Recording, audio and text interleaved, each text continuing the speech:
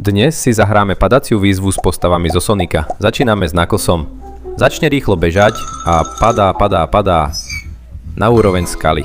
Nie je to vôbec zlé na prvý pokus. Teraz je rad na Tailsovi. Toto bude zaujímavé.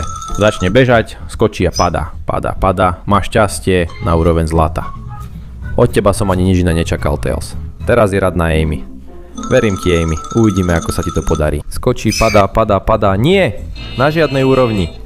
Pokračujeme so Shadovom. Určite má v tejto hre skúsenosti. Skočí do prázdna, stále padá. Dvakrát ťukni na obrazovku, aby prežil a nestalo sa mu to, čo Amy.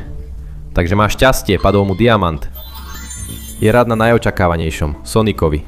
Určite padne na ten najlepší. Skočí a padá, no teda, to je smola.